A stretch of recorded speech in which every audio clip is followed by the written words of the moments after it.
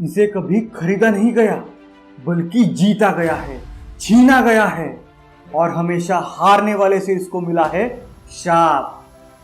बाबर ने जब इसको अपने हाथ में पकड़ा था तो कहा था कि पूरी दुनिया के लोगों को एक साथ खाना खिलाने में जो खर्चा आता है वो है इसकी कीमत। साउथ इंडिया के कटाकिया राजवंश से निकल के ये खिलजीज, मुगल्स, पर्शियंस, सिख्स और आखिर में अंग्रेजों को ये मिला।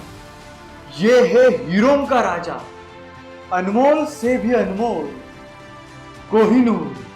तो आज थॉट कंट्रोल हिंदी में हम जानने वाले हैं कि कोहिनूर आया कैसे, क्या है इसके पीछे का इतिहास और कैसे बना ये शापित हीरा। कुछ हिस्टोरियन का मानना है 4 BC के कुछ संस्कृत किताबों में एक बड़े से हीरे का जिक्र किया गया है, पर ज्यादातर हिस्टोरियंस ने बताया गोलकोंडा के माइन से कटाकिया राजवंश के समय सन 1100 से 1300 के बीच में इसको निकाला गया। कहा जाता है शुरू में कोहिनूर का वेट 793 कैरेट था, जिसको वरंगल में एक मंदिर में मूर्ति के ऊपर लगा के पूजा जाता था। 14th सेंचुरी में जब अलाउद्दीन खिलजी ने साउथ इंडिया के ऊपर आक्रमण किया तब उनके वफादार मलिक कफूर को यह हीरा मिला। इसी तरह कोहिनूर दिल्ली सल्तनत के हाथ आ गया। 1526 में पानीपत के युद्ध में इब्राहिम लोधी को हराने के बाद ये हीरा बाबर के हाथ गया और इसी तरह ये मुगल साम्राज्य का पार्ट बन गया। बाबर ने अपनी ऑटोबायोग्राफी बाबरनामा में इसको डायमंड ऑफ बाबर के रूप में दर्शाया है और कोहिनूर का पहला ऑफिशियल रिटन डिस्क्रिप्शन इसी से आया।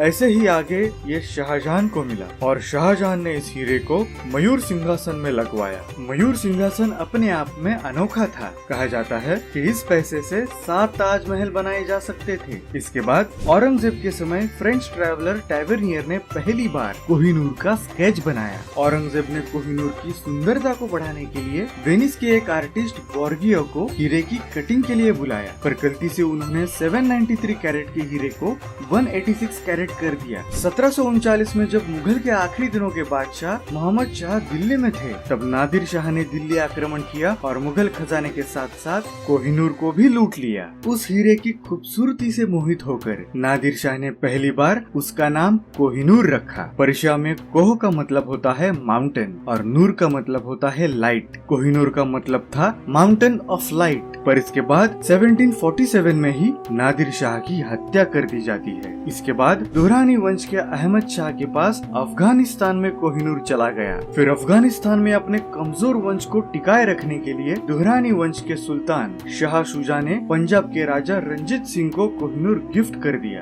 अगले 20 साल तक महाराजा के पास ही ये रहा और वो इसे जगन्नाथ टेम्पल में डोनेट करने वाले थे, पर ये हो न पाया। महाराजा रंजीत सिंह की मृत्यु के बाद उनके वंशज दुलीप सिंह के पास कोहिनूर आया, पर तब तक बहुत देर हो चुकी थी। अंग्रेजों ने पूरे नॉर्थ इंडिया में कब्जा कर लिया था और पंजाब लेने की इच्छा में ट्रीटी ऑफ लाहौर साइन किया गया, जहां कोहिनूर का स्पेशल मेंशन था। लॉर्ड डलहौजी ने कोहिनूर छीन के बॉम्बे से इंग्लैंड के रानी को स्पेशल शिप में उसको भेजा। इसके बाद ही 1850 में क्वीन विक्टोरिया को एक स्पेशल सेरेमनी में चोरी का कोहिनूर दिया गया, पर रानी को इसका शेप पसंद नहीं आया तो इंग्लिश और डच डायमंड आर्टिस्ट को बुला के इसको छोटा करके 105.6 कैरेट का करवाया गया, ताकि इसको पेंडेंट, ब्रूच या नेकलेस के लॉकेट की तरह इस्तेमाल किया जा सके। फिर क्वीन अलेक्जेंड्रा, क्वीन मेरी और आखिर में क्वीन एलिजाबेथ के क्राउन में इसको स्थान दिया गया। आज वो क्राउन टावर ऑफ लंदन के ज्वेल हाउस में देखा जा सकता है। पर देखिए, एक अनोखे चीज के साथ जुड़ा होता है उसका कर्स, और ये कर्स ही कोहिनूर को बनाता है अनोखा। 1306 में एक हिंदू बुक में कहा गया था कि अगर किसी देवता या लड़की के अलावा कोई उसे पहने